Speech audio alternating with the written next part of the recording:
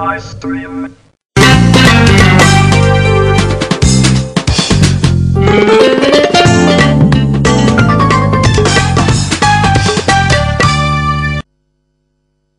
My guest today is very much the man of the moment. For the last 2 months, he's hardly been out of the headlines. From the sacking of Admiral Bhagwat to the fall of the government to now the conflict in Kargil, he has been in the eye of the storm. He is, of course, George Fernandes. Welcome to Star Talk. Let's start with Kargil because I think that's what viewers are most interested in. What is the situation like now?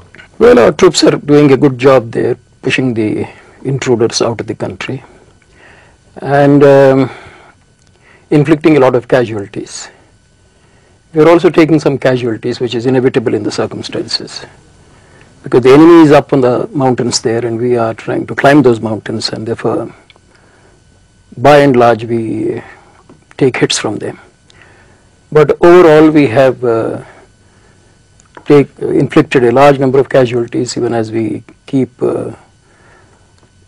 freeing one mountain after the other from these intruders. Can I sort of get into specifics? What is our estimate now of the intruders? How many people do we think are there? Well, it's difficult to give a definite figure, but the estimate could be anywhere between 1,500 to 2,000. How many of them are Pakistani army regulars? Our assessment is 80% is Pakistani regulars. 80%? 80%. So basically we are fighting the Pakistani army. It is the Pakistani army. Are you still making that distinction between the government of Pakistan and the army? Well, insofar as planning, implementation is concerned, yes, I still make that distinction. But once an operation is started, I guess it's the government ultimately. Are you still saying that the Pakistani army pushed ahead and Nawaz Sharif was in the dark? Well, at what point in time Nawaz Sharif was taken into confidence is something on which I don't have any information. But one thing is very clear, and I'm sure even the skeptics should, after they have heard or read the tapes, should be convinced that what I said was right. So you're sticking to that stand. It was the army that launched this adventure. Nawaz Sharif then had no choice but to go along. That's right. All right. Let's talk a little bit about our side. How do you respond to the very common charge of intelligence failure? The snows melted early. We didn't realize these people were coming. We took it easy. Listen, let's face it. For 27 years, that area had not been policed in the manner in which other frontiers have been policed. And that's because of the terrain. This is not to say that the entire 140 kilometers, which is where the fighting is now going on, the length of 140 kilometers, was not policed. We have areas where we had our posts, and those posts were even manned during winter times. But there were, I think there was about half the length of that 140 kilometers, which was not policed around the year.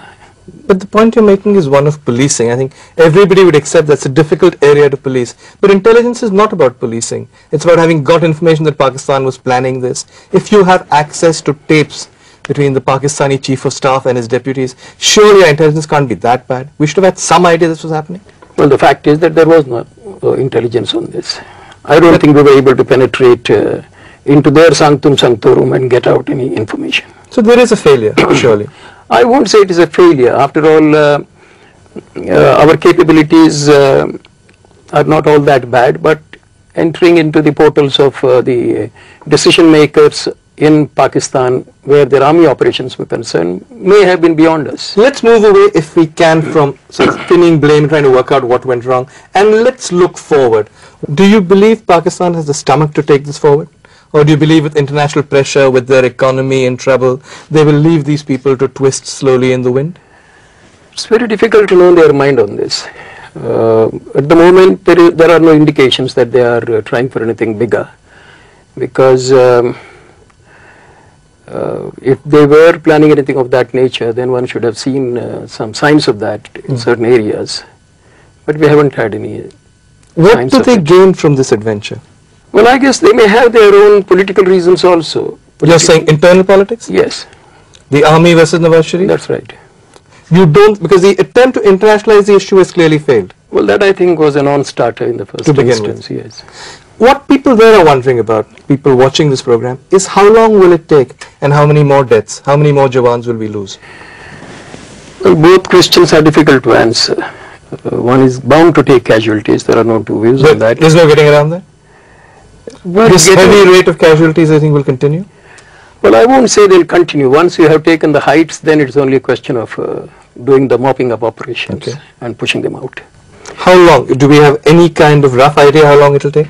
Well, all that we're saying is we'll do it at the earliest. But people want to know what is the earliest. Well, I think it's difficult for anyone to make Let me any sort of give observation you, on that. will it take till the end of the year? Will it take like 2 months? End of the year is a long time. 2 months? Well, 2 months may be a little too short. 3 months? Well, again, it would be better not to fix any date. But I think you've given us enough indication of the kind of time frame you're looking at. But Defence Minister, there's the obvious question then. Can we have an election during this period?